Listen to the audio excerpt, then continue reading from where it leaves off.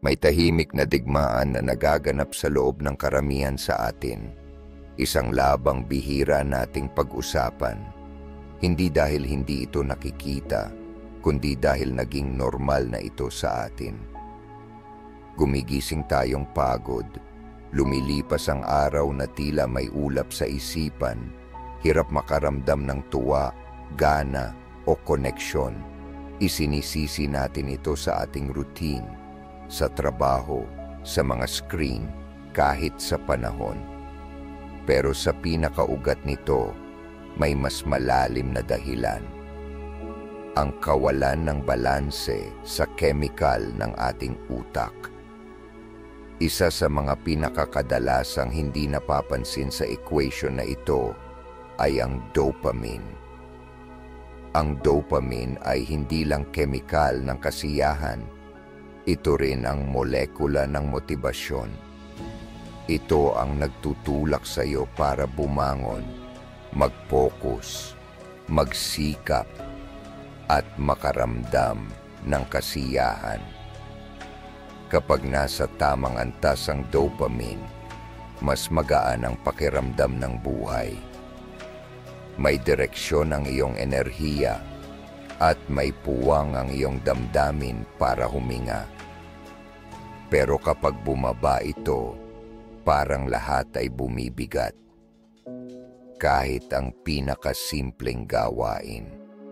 Sa panahon ngayon, kung saan sobra-sobra ang stimula sa isang banda at tuloy-tuloy ang pagkapagod sa kabila, maraming tao ang hindi namamalayang ubos na ang kanilang lakas. Pero heto ang magandang balita. Ang dopamine ay abot kamay mo. Hindi mo kailangan ng reseta para muling maramdaman na buhay ka. At hindi mo rin kailangang takasan ang iyong buhay para muling pag-alabin ang apoy sa loob mo. May mga natural at makapangyarihang paraan upang muling iayos ang wiring ng iyong utak, ibalik ang balanse, gisingin ang motibasyon, at maramdaman muli ang koneksyon sa iyong sarili. At yan mismo ang tatalakayin natin ngayon. Ang 10 pamamaraang ito ay hindi tungkol sa pagiging perpekto. Ito'y tungkol sa muling pagkonekta, sa pag-angkin muli ng mga maliliit at madalas nating nakakaligtaang gawi na may kapangyarihang baguhin ang kabuuang emosyonal na tanawin ng ating buhay. Kung pakiramdam mo'y parang natigil ka, manhid, o parang hindi ka ikaw, para sa iyo ang episode na ito.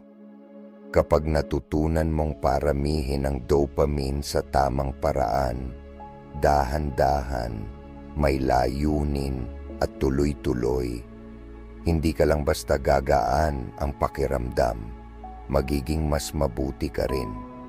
Mas malinaw, mas matatag, mas konektado sa tunay mong pagkatao. Simulan natin ang paglalakbay na ito, hindi bilang isang habol sa kasiyahan, kundi bilang pagbabalik sa balanse, sa presensya, sa enerhiyang nagmumula sa loob, hindi sa papuri ng iba. Ang kalusugang pangkaisipan at emosyonal ay hindi luho.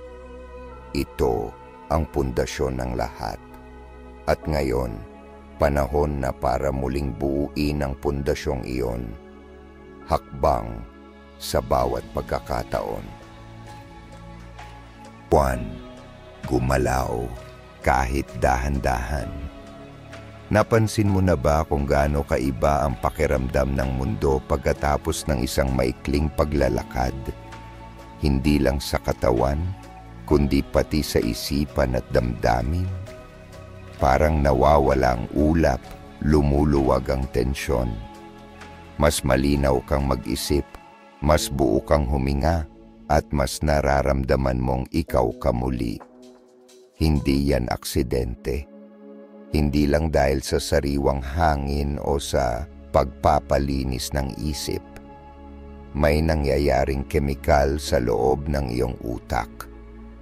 Kahit ang simpleng mabagal at hindi matinding paggalaw ay nagpapataas ng produksyon ng dopamine. At ang dopamine ang nagsisilbing apoy sa likod ng motibasyon, saya at emosyonal na katatagan. Sa isang lipunang nahuhumaling sa performance, kadalasan nating tinitingnan ang paggalaw bilang obligasyon, bilang numero, bilang layunin. 10,000 hakbang, 40 minutong ehersisyo, dami ng calories na nasunog. Pero ang katawan, hindi kailangang may palabas para gumaling. Kailangan lang nitong gumalaw. Hindi hinihintay ng dopamine ang perpektong session sa gym. Tumutugon ito sa ritmo, sa agos, sa banayad na pagbabalik ng hininga, dugo at balanse. Maging totoo tayo. Kapag mababa ang pakiramdam natin, depresyonado, balisa, o tila walang koneksyon, ang unang nawawala ay ang paggalaw. Umuupo tayo, nagso-scroll, natutulog ng sobra, at nalulugmok. Pero ang totoo, sa mismong sandaling iyon, mas kailangan natin ang paggalaw. Hindi para magpakitang gilas, hindi para magpursigi, kundi para mag-reset. Bawat anyo ng pagkakabara, pisikal man o emosyonal, ay senyales na may bahagi sa loob natin na kailangang kumilos, hindi mag-isip pa ng mas marami. At hindi ito basta-bastang modernong wellness talk. Alam na ito ng mga Stoic mahigit 2,000 taon na ang nakalipas. Si Cleanthes, isa sa mga unang Stoic, ay isang manggagawang manwal. Gabi-gabi siyang nagbubuhat ng tubig at araw-araw siyang nag-aaral at nagmumuni-muni. Para sa kanya, ang pisikal na trabaho ay hindi hiwalay sa linaw ng isipan. Ito ang pintuan patungo roon. Ginagalaw niya ang kanyang katawan para manatiling matalas ang kanyang isip. Iyon ang kanyang ritmo. Iyon ang kanyang disiplina. Hindi mo kailangan ng sinaunang balabal o modernong fitness app para isabuhay ito. Sabihin nating nabibigatan ka sa trabaho. Ang instinct mo ay umupo ng mas matagal, magpuyat, at isipin pang mabuti ang solusyon. Pero paano kung ang solusyon ay isang 10 minutong lakad sa labas? Paano kung ang mismong paggalaw, ang pahinga, ang ritmo, ang sikat ng araw, ang katahimikan, ay sapat na upang baguhin ang kemikal sa iyong utak at ibalik ang iyong linaw? Kahit sa antas ng neurolohikal, ang paggalaw ay tumutulong hindi lang sa dopamine kundi pati sa serotonin, norepinephrine, at endorphins. Ang buong orkestra ng iyong emosyonal na kalusugan.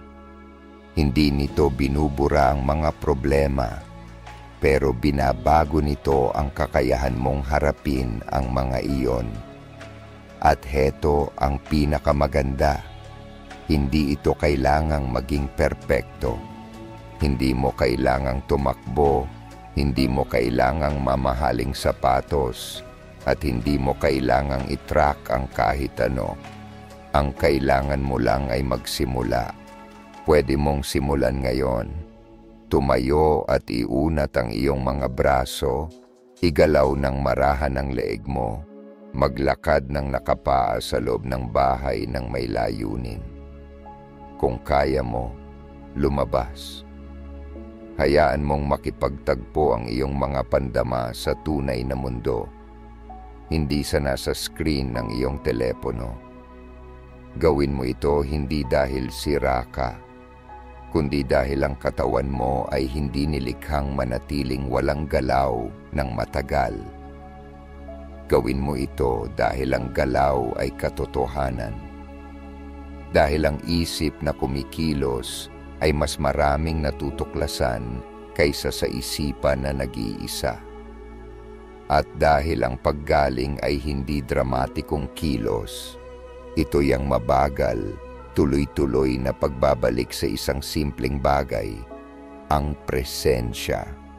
Gawin mong bahagi ng iyong araw-araw ang paggalaw, hindi bilang parusa, kundi bilang pahintulot. Pahintulot na muling kumonekta sa sarili.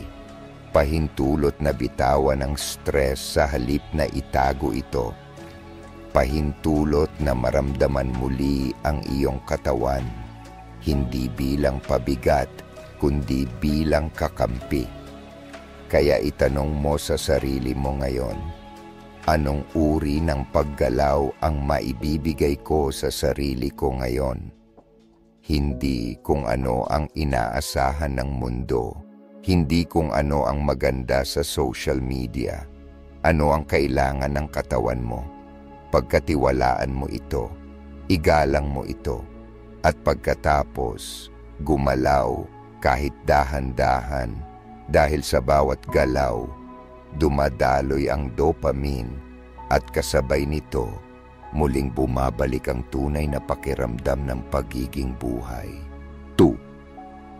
Kumain ng may katalinuhan, hindi dahil sa emosyon. Ano ang unang bagay na hinahanap ng marami sa atin kapag tayo'y malungkot, nababato, o labis na nai-stress? Hindi katahimikan, hindi paghinga, hindi pagninilay, kundi pagkain. Hindi dahil gutom tayo, kundi dahil nasasaktan tayo. Sa isang iglap, yung kagat ng matamis, maalat, o pampakalmang pagkain ay tila nakakapawi ng ingay. Pero ito ang madalas nating hindi naiisip. Tuwing tayo'y kumakain ng dahil sa emosyon, hindi lang katawan ang pinapakain natin. Binabago rin natin ang wiring ng ating utak. Kadalasan, nasisira natin ang natural na balanse ng ating pinakamakapangyarihang mga neurotransmitter, kabilang ang dopamine. Ang dopamine ay malalim ang koneksyon sa nutrisyon. Literal na naaapektuhan ng pagkain mo kung paano gumagana ang iyong utak, kung paano ka emosyonal na nararamdaman, at kung gaano ka kaklaro o kalabo mag-isip. Ang mga pagkaing mayaman sa protina, malulusog na taba, at mataas sa amino acid na tyrosine ang nagsisilbing pundasyon ng dopamine.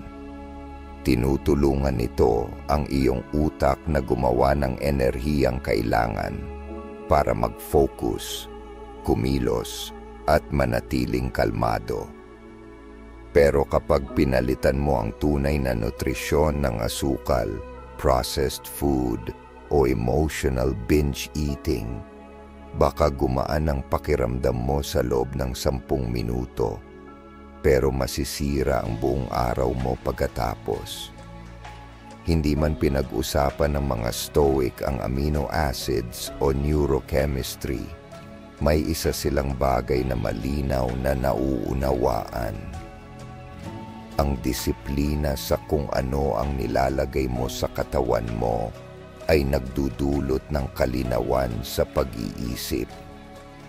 Sabi ni Seneca, ang pagkalasing ay walang iba kundi kusang loob na kabaliwan. Hindi lang niya tinutukoy ang alak, binabalaan niya tayo laban sa anumang uri ng labis-labis na nagpapalabo sa isipan at nagpapahina ng kalooban. At ang pagkain, lalo na sa oras ng stress o lungkot, ay madalas nagiging ganitong uri ng pagtakas. Kaya't ang tanong ay hindi, ano ang dapat kong kainin para pumayat? O ano ang uso ngayon? Ang tanong ay, anong klaseng pagkain ang tumutulong sa akin maging malinaw ang isipan at matatag ang emosyon? Malaking kaibahan yan. Hindi ito tungkol sa guilt o hiya. Ito'y tungkol sa kamalayan. Kumusta ang pakiramdam ng katawan mo pagkatapos kumain? Kumusta ang utak mo makalipas ang 2 oras? Nagbigay ba ng enerhiya ang kinain mo o inubos nito ang lakas mo? Ituloy pa natin. Ipagpalagay mong sinimulan mo ang araw mo sa protina, gulay at sapat na tubig. Ang ginawa mo, bago ka pa tumingin sa telepono o makiharap sa mundo, ay nagpadala ng mensahe sa iyong utak. Mas pinahahalagahan ko ang katatagan kaysa sa pansamantalang kasiyahan. Nakalikha ka ng dopamine sa natural na paraan, hindi sa caffeine o asukal, kundi sa totoong nutrisyon. At tutugon ang katawan mo ng may kalinawan. Hindi ka basta-basta padadala sa bugso ng emosyon. Mas tatahimik ang iyong mga cravings. Mas grounded ang iyong pakiramdam. Ngayon, ihambing mo yan sa pag-skip ng pagkain o sa labis na pagkain sa gabi dahil sa emosyon. Gigising kang lutang, walang gana. Babagsak ang blood sugar mo sa kalagitnaan ng umaga. Hahanap ka ng dopamine sa labas, sa pag-scroll, pag-snap, pagkain ng kung ano-ano. At hindi ito dahil tamad ka o wala kang disiplina, kundi dahil sinusubukang punan ng utak mo ang kulang na ibinigay ng pagkain mo. Ito ang dahilan kung bakit ang pagkain ng may katalinuhan ay isa sa pinakamataas na anyo ng paggalang sa sarili. Hindi clean eating, hindi pagiging perpekto, kundi katalinuhan ang tahimik na kaalamang nagsasabing, ganito ko gustong maramdaman, kaya ito ang pipiliin kong ilagay sa katawan ko. Hindi ito simpleng dieta, ito'y pagkakakilanlan, ito'y pagmamay-ari sa sarili. At oo, kailangan nito ng effort. Kailangan ng kamalayang magtanong, totoo bang gutom ako o may iniiwasan lang ako? Kailangan ng lakas ng loob para umiwas sa mabilisang ginhawa. Pero sa bawat pagpili mo ng nutrisyon sa halip na pamamanhid, pinapalakas mo ang emosyonal mong pundasyon. Sinasabihan mo ang iyong nervous system, hindi ko kailangang tumakas. Kaya kong umupo, kaya kong makaramdam, kaya kong tumugon, hindi lang basta mag-react. Ang pagkain ay impormasyon. Bawat subo ay mensahe sa iyong mga selula, sa iyong mood, sa iyong motibasyon. At kapag pumipili ka ng may layunin, kapag binubuo mo ang iyong pagkain ng may pag-iisip, hindi mo lang pinapakain ang katawan mo. Hinuhubog mo ang magiging kalagayan ng iyong isip. Isang plato, isang hakbang. Kaya sa susunod na tumayo ka sa harap ng ref o bumukas ng cabinet sa gitna ng stress, huminto ka, huminga, at tanungin ang sarili, ano ba talaga ang kailangan ko ngayon? Baka kailangan mo ng lakas, baka kailangan mo ng pahinga, baka koneksyon ang hinahanap mo, o baka Ang kailangan mo lang ay manahimik. Huwag mong pakainin ang iyong damdamin. Pakainin mo ang kinabukasan mo. Dahil kung ano ang kinokonsumo mo, iyon ang mararamdaman mo. At kung gusto mong makaramdam ng lakas, linaw, at determinasyon, dapat ipakita rin yan sa pagpili mo ng pagkain.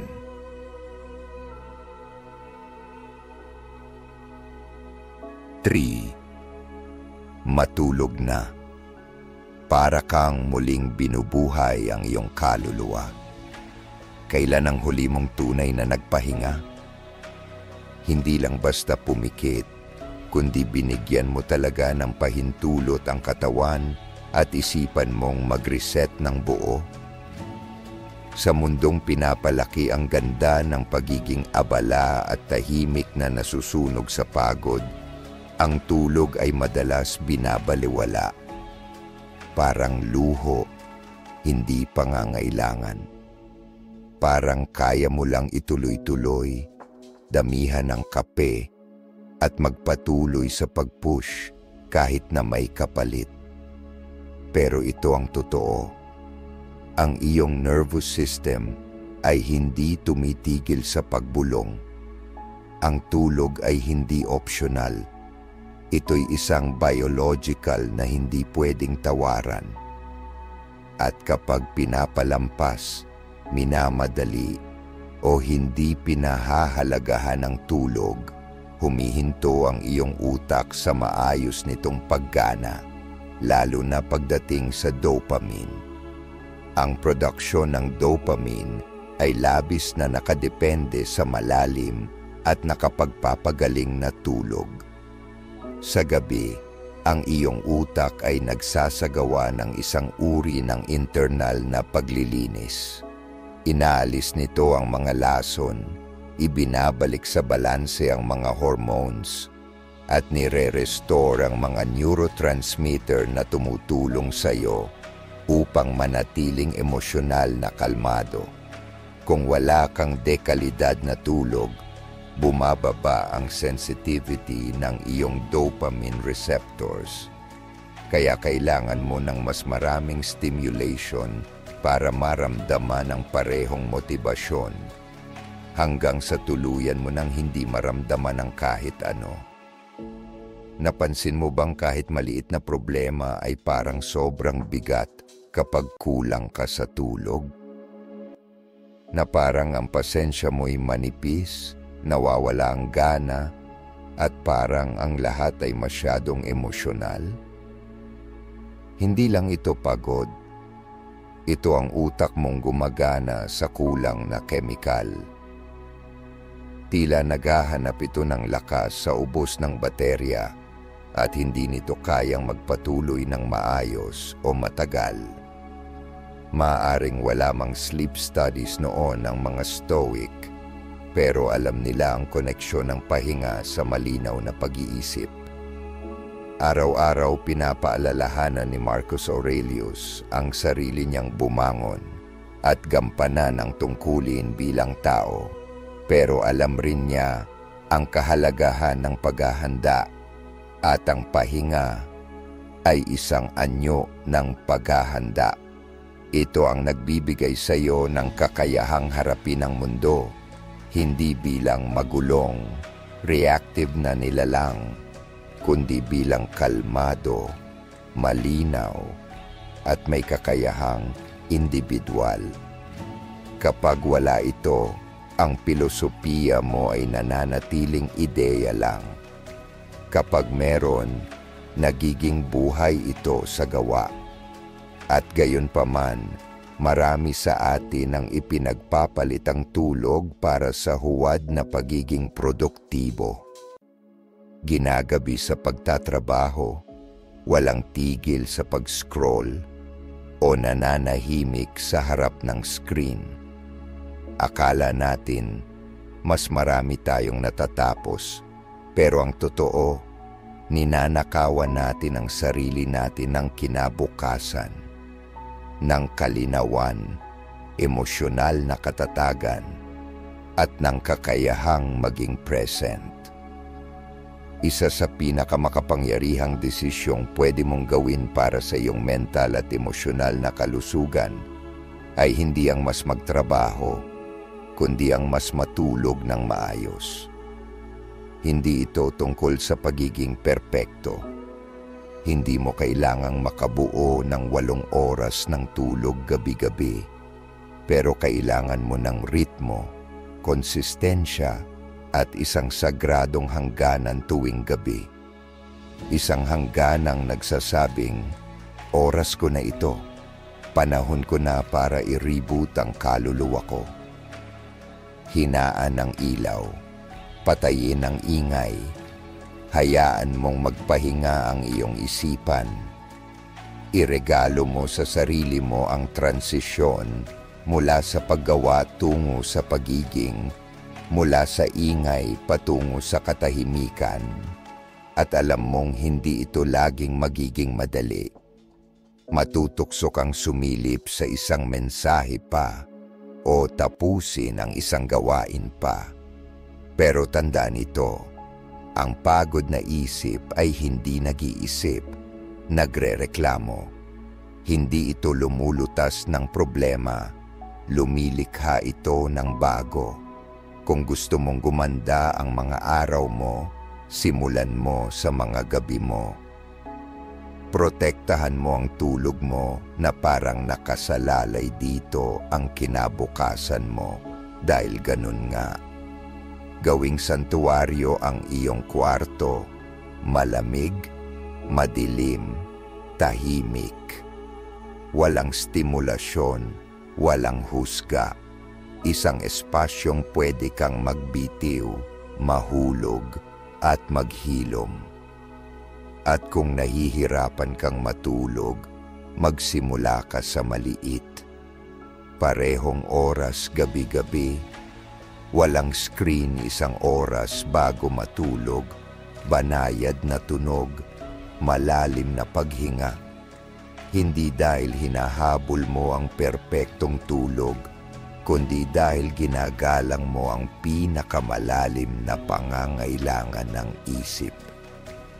Ang makapagpahinga at makapag-reset. Kaya tanungin mo ang sarili mo, ano ang magbabago sa buhay ko kung siseryosohin ko ang pagtulog gaya ng pagseseryoso ko sa mga layunin ko? Dahil tuwing pinipili mong pahalagahan ang pahinga, nag-i-invest ka sa kalinawan, enerhiya, at focus para sa susunod na araw. Nagtatayo ka ng pundasyong hindi kayang palitan ng kahit anong supplement o morning routine. Hindi mo kayang takasan ang pagod, pero kaya mo itong talunin sa pamamagitan ng pagturing sa tulog bilang ritual ng paggalang sa sarili. I-reboot mo ang kaluluwa mo, gabi-gabi.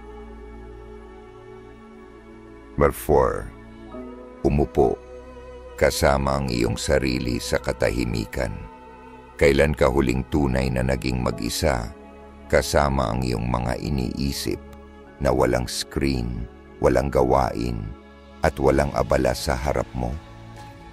Hindi ka nag-i-scroll, hindi nagpaplano, hindi sinusubukang maging produktibo. Basta umuupo, humihinga, nakikinig sa katahimikan. Para sa karamihan ngayon, ang ganitong uri ng pagninilay ay parang hindi natural.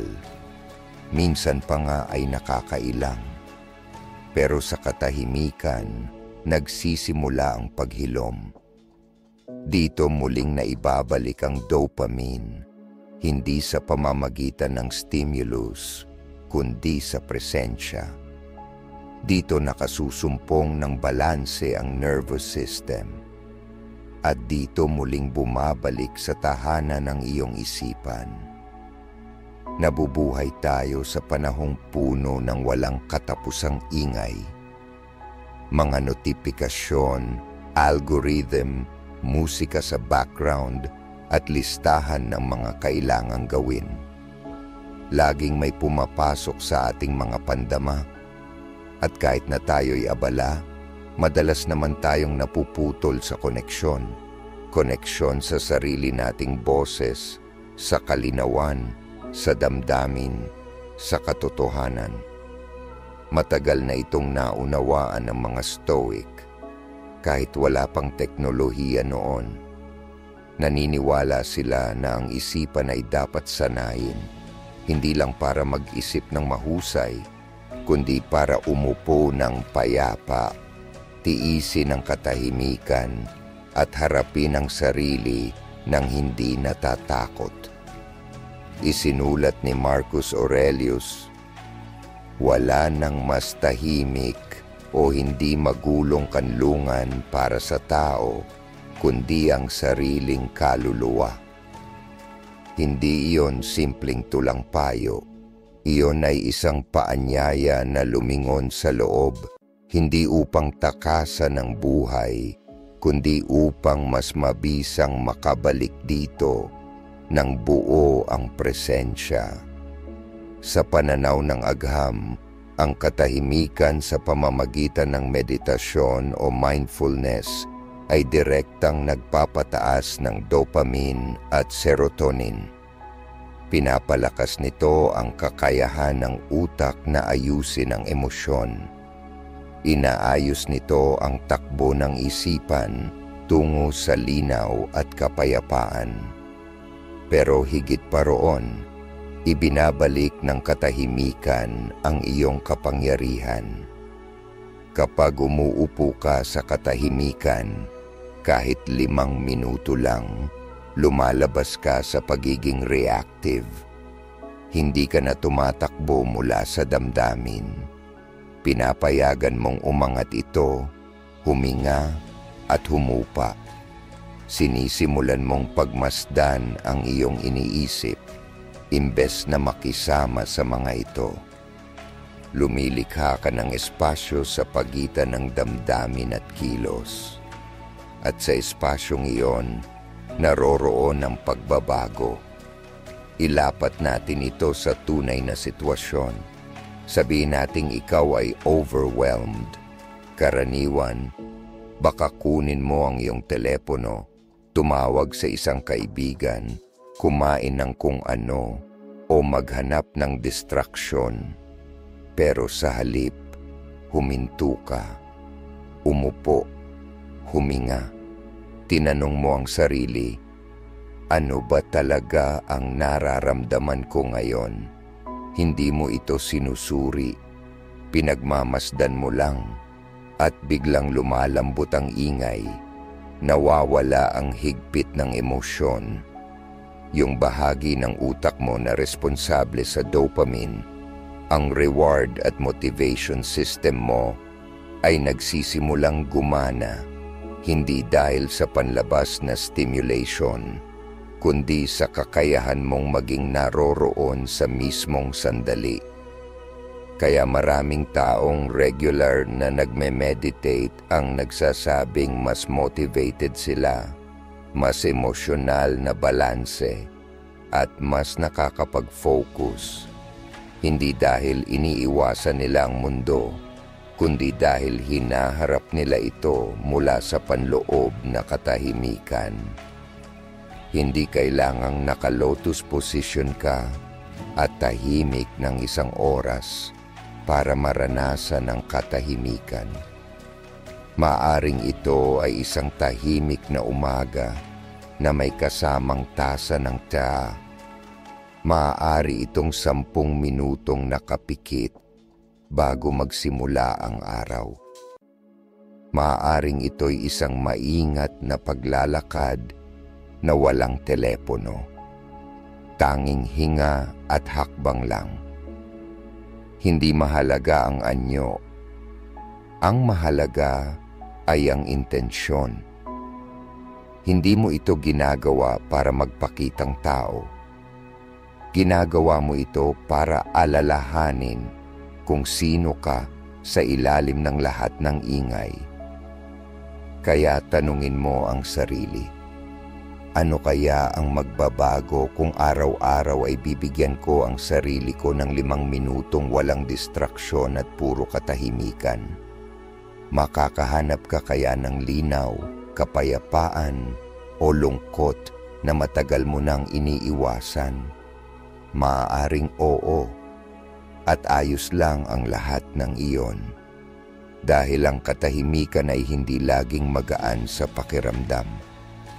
Pero palagi itong totoo. At ang katotohanan ay unang hakbang sa paghilom, paglago, at mental na tibay. Hindi mo kailangang maging monghe. Kailangan mo lang maging bukas. Bukas na huminto, umupo, at pakinggan ang boses sa ilalim ng kaguluhan. Dahil tanging sa katahimikan natin tunay na naririnig ang sarili nating tinig. At kung minsan, ang tinig na iyon, kapag narinig, ay sapat na upang muling matagpuan ang ating daan.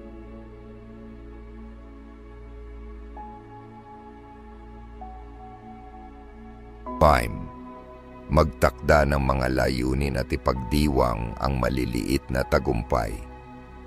Napansin mo na ba kung gaano kasarap sa pakiramdam ang makapag-check ng kahit simpleng gawain sa iyong listahan? Hindi ito tungkol sa laki ng task, kundi sa momentum, sa pakiramdam na umuusad ka, kahit paunti-unti. Isang pahiwatig sa iyong utak na hindi ka na nakatigil. Ang pakiramdam na iyon, ang panandaliang tuwa, iyan ang dopamine. Isa ito sa pinakamakapangyarihang likas na motibasyon ng ating utak kung matututo tayong makipagkaisa rito sa halip na salungatin ito. Namumulaklak ang dopamine hindi lang sa malalaking tagumpay, kundi sa progreso, sa bawat galaw, sa bawat ebidensya na hindi ka na stagnant.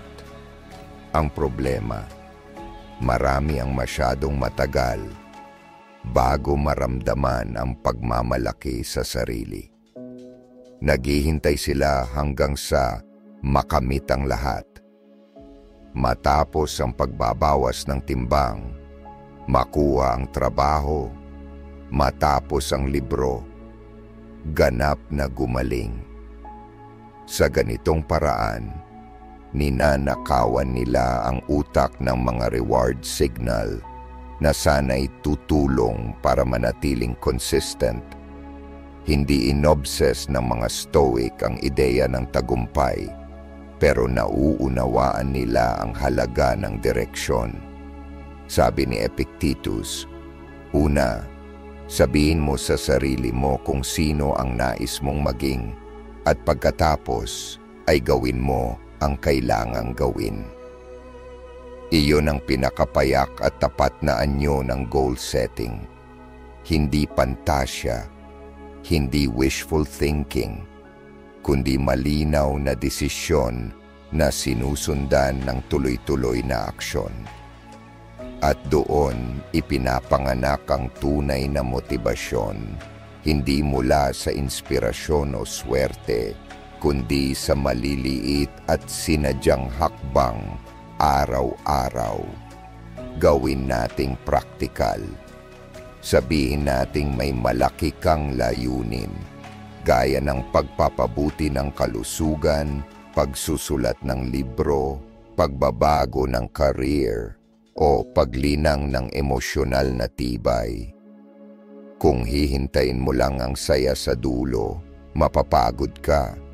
Mararamdaman ng utak mo na laging may kulang. Pero kung magtatakda ka ng micro goals, uminom ng 1 basong tubig sa umaga, magsulat ng 100 salita, huminga ng malalim sa halip na mag-react, at ipagdiriwang mo ang mga ito, dadaloy ang dopamine. Tinuturuan mo ang utak mong iugnay ang pagsisikap sa gantimpala, Hindi ito basta psikolohikal na kaaliwan lang. Ipinapakita ng pananaliksik na kapag kinikilala at ipinagdiriwang natin ang maliliit na tagumpay, pinapatibay natin ang mga koneksyon sa utak na nagpapatuloy sa atin. Literal tayong nire-rewire para mas mahalin ang proseso, hindi lang ang resulta. Isipin mo ang isang batang natutong maglakad. Bawat hakbang ay pinapalakpakan. Bawat pagkadapa, inaalalayan. Bakit natin ito tinigil sa ating sarili bilang matatanda? Bakit natin binabalewala ang progreso kapag hindi ito perpekto? Hindi mo mabubuo ang kadakilaan sa isang gabi. Binubuo ito sa bawat tapat na desisyong inuulit. At bawat desisyong iyon ay isang ladrilyo sa pundasyon ng kung sino ka nagiging. Gawin mo itong kasanayan. Magtakda ng mga layunin, pero gawing makatotohanan at abot kamay.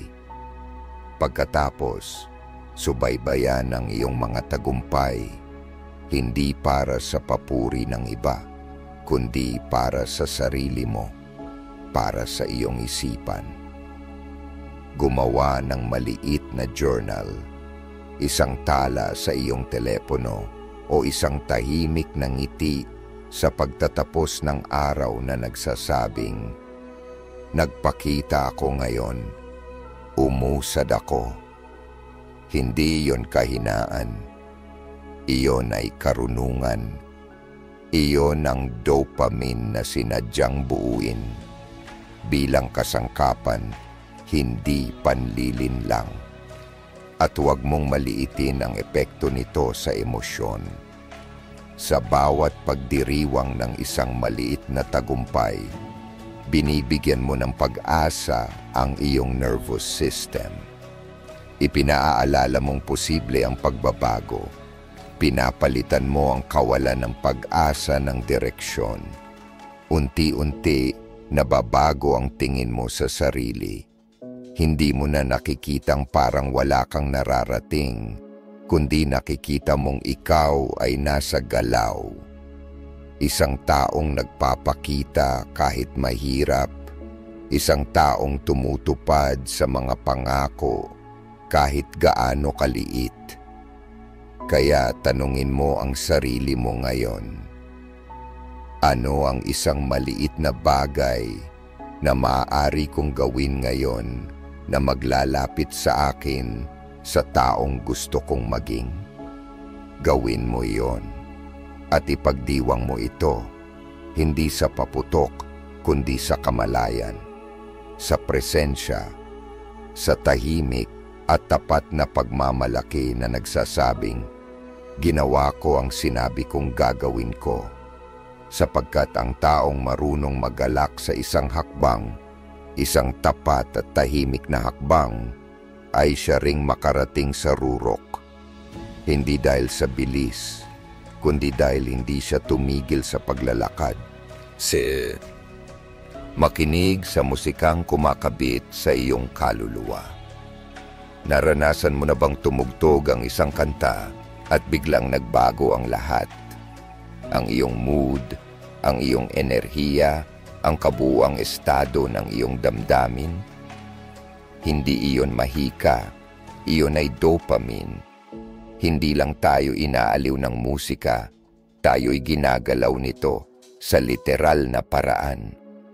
Ipinapakita ng neuroscience na ang pakikinig sa musikang tunay nating gusto ay nagpapagana sa reward system ng utak, nagpapataas ng dopamine, at lumilikha ng pakiramdam ng tuwa, koneksyon, at minsan linaw. Kaya ang isang kantang narinig mo 10 taon na ang nakalipas ay maaaring magbalik ng alaala. Kaya may mga melodiya na pinapaluha ka, hindi sa lungkot, kundi sa pagkilala. Dahil ang musika ay nagsasalita sa wikang lagpas sa salita. Inaabot nito ang mga bahaging hindi kayang abutin ng kahit anong paliwanag. At ang kagandahan nito, abot kamay ito, agad-agad, personal. Hindi mo kailangan ng therapy, journal o plano. Kailangan mo lang ng tunog, yung pinili mo at nararamdaman mo hanggang sa kaibuturan. Sa mundo ng mga Stoic, bagaman hindi sentro ang musika, malalim ang pagpapahalaga nila sa pagkakaayon sa ritmo ng buhay. Ang pagtutuno ng sarili sa mas mataas na layunin. Madalas magsulat si Seneca tungkol sa kahalagahan ng ritmo at emosyonal na disiplina. At ano ba ang musika kundi ritmo na may kaluluwa?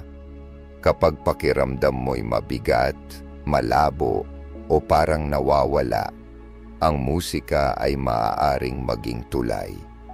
Isang kamay na humahaplos mula sa dilim, nagsasabing, hindi ka nag-iisa, kaya mong baguhin ang sandaling ito. At ang pinakamagandang bahagi, wala itong hinihinging kapalit. Hindi ito naghihintay ng paliwanag. Hindi ito nangangailangan ng solusyon. Isa lang itong salamin ng damdamin o minsan isang panibagong simula. Gawin natin itong praktikal. Naiipit ka. Hindi ka makapag-focus. Kinakabahan ka o parang wala kang gana. Bago ka muling humigop ng kape o mag-scroll ng walang direksyon, subukan mo ito. Ipikit ang mga mata. Patugtugin ang isang kantang tunay na tumatama sa iyo. Hindi background music, hindi pampalipas oras, kundi yung may laman. Hayaan mong dumaloy ito sa iyo. Damhin mo kung saan ito dumadapo sa iyong katawan. Pansinin kung paano nagbabago ang iyong paghinga. Kung lumalambot ang iyong mga iniisip, ito ay hindi pagtakas. Ito ay muling pag-aayos ng loob. Iba-iba ang epekto ng musika sa bawat kalagayan. Ang mga masiglang kanta ay nakakapagtaas ng enerhiya at motibasyon.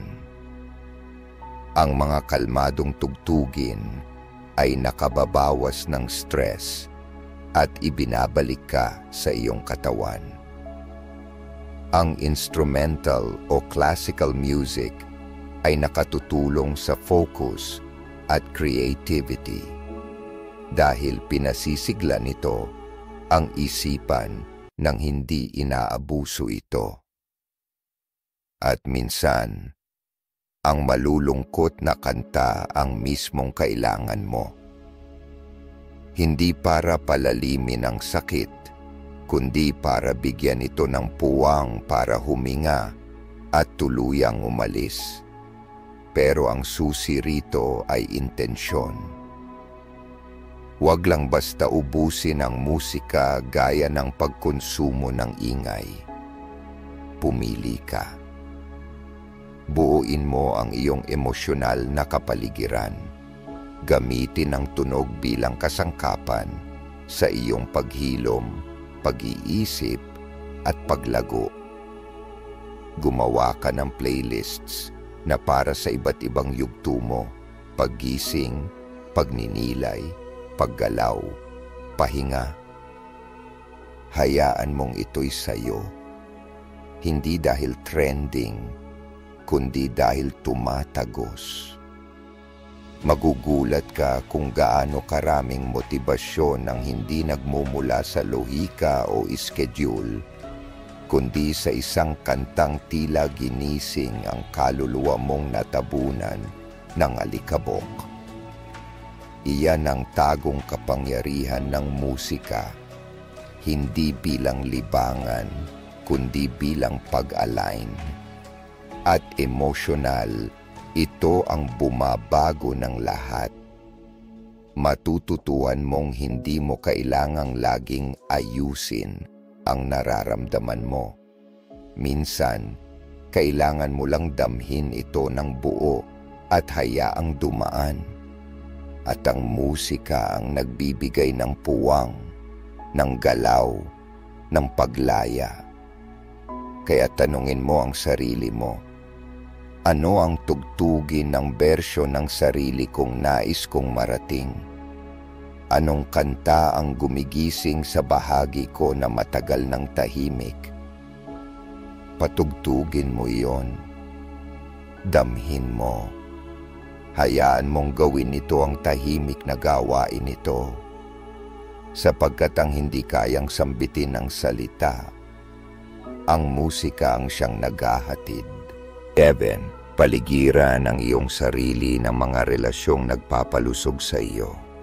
Naranasan mo na bang makipag-usap sa isang tao at pag-alis mo, pakiramdam mo'y mas magaang, mas nakita, mas buhay? At naranasan mo rin bang matapos ang isang pag-uusap na para bang naubos ka? Parang hindi ka naintindihan o tahimik kang nahiyang muli sa sarili mo? Ang pagkakaibang iyan ay hindi lang emosyonal, ito'y kemikal. Binabago ng mga relasyon ng iyong utak. Ang mga taong pinapapasok mo sa iyong buhay ay direktang nakaaapekto sa iyong dopamine levels, sa tibay ng iyong emosyon, sa iyong motibasyon, at pati na sa iyong pagtingin sa sarili. Ang koneksyon sa kapwa ay hindi lamang magandang mayroon. Ito'y mahalaga para sa kalusugan ng isip at damdamin. Tumataas ang dopamine kapag may tunay na koneksyon. Hindi yung mababaw lang, hindi yung walang katapusang pagte-text sa pilitang usapan o paghahabol ng atensyon. Ang tunay na hinahanap ng iyong sistema, ng iyong kaluluwa, ay presensyang totoo. Yung kasama mo hindi para lang magsalita, kundi para talagang makinig. Yung nakakakita sa iyo lampas sa papel mo, sa maskara mo, o sa pinagdaraanan mo. Yung hindi kailangang baguhin ka, pero sa presensya pa lang niya, naaalala mo kung sino ka talaga. Madalas magsalita ang mga stoic tungkol sa pagkakaibigan. Hindi yung batay sa kaginhawaan o pakinabang, kundi yung totoo. Sabi ni Seneca, isa sa pinakamagandang katangian ng tunay na pagkakaibigan ay ang makaunawa at maunawaan. Ang ganitong ugnayan ay nagpapalusog ng isip. Pinatitibay nito ang iyong kalooban, nagbibigay ng pananaw, at nagpapagaan sa bigat ng araw-araw. Hindi ito maingay, hindi ito mapilit. Ito'y tahimik, ligtas, matatag. Ngayon, ihambing mo ito sa mga relasyong lason. Yung pagkatapos mong makasama ay pakiramdam mo'y maliit ka, kinakabahan, o tila laging hindi nakikita. Sa ganitong dinamika, pakiramdam ng utak mo ay may banta. Pumapasok ito sa survival mode. Bumabagsak ang dopamine. Nagiging reaktibo ang iyong enerhiya. Nagugulo ang isip. At unti-unti, nang hindi mo namamalayan, lumiliit ka, nagdududa ka sa sarili mo, at mas nabubuhay sa pangamba kaysa sa kapayapaan. Hindi mo kailangang mapalibutan ng maraming tao para maging mentally healthy. Sa katunayan, minsan, ang dami ng tao ang mismong problema. Ang mahalaga ay kalidad, hindi dami. Isa o dalawang taong nagbibigay sigla sa iyo, marunong magtanong ng may malasakit, nagpapatawa ng buong puso. Mas makapangyarihan iyon kaysa sa 50 koneksyong mababaw. Dahil bawat ugnayan ay isang input. At sa paglipas ng panahon, nagiging ganoon ang utak mo, ayon sa palagi nitong nararanasan. Gawin natin itong praktikal. Simulang pansinin ang sarili mo pagkatapos ng bawat pakikisalamuha. Paano ang pakiramdam mo? Enerhiko o pagod? Nakaupo sa sarili o nawawala? Maliwanag ba ang isipan mo o magulo? Hindi lang iyan damdamin, iyan ay biyolohiya. Habang mas pinakikinggan mo ang mga senyas na iyan, mas naipipili mo ang kapaligirang sumusuporta sa iyong emosyonal at mental na kalusugan, hindi sumisira rito. At kasing halaga nito, maging ganitong klaseng presensya rin para sa iba. Makinig ng hindi kailangang mag-ayos. Magdiwang ng walang pagkukumpara. Dumalo ng hindi kailangang magkunwari.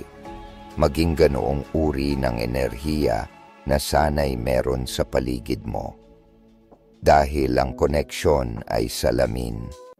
Kapag nagbibigay ka ng ligtas na puwang para sa iba, nililikha mo ang kondisyon para sa tunay na pagbibigayan. Hindi dahil sa obligasyon o drama, kundi dahil sa pag-angat ng isa't isa. Kung pakiramdam mo'y mabigat ang isipan mo, wala kang gana, o parang manhid ka na emosyonal, huwag lang sa loob tumingin. Tumingin ka rin sa paligid. Sino ang nasa espasyo mo? Sino ang binibigyan mo ng access sa iyong isipan, enerhiya, at oras? At karapat-dapat ba talaga sila roon? Hindi ito tungkol sa paghusga sa iba ng masama. Ito ay tungkol sa pagbabantay sa iyong kapayapaan. Dahil sa dulo, ang iyong kapaligiran, sa loob man o sa labas, ang bumubuo sa istruktura ng iyong kabuuang kalusugan. Minsan, ang pinakamakapangyarihang hakbang patungo sa mas malusog at mas motivated na isipan ay ang simpleng desisyong mamuhay sa piling ng mga taong nagpapagaling sa iyo. Kaya itanong mo sa sarili mo, sino ang nagpapagaan sa akin nang walang kahirap-hirap? Sino ang nagpaparamdam na ako'y sapat? Sino ang nagiging ako sa piling nila? Ang tunay na kaibigan ay hindi nakakapagod. Pinagpapahinga ka nila. At ang ganitong klaseng ugnayan, hindi ito luho, ito'y gamot.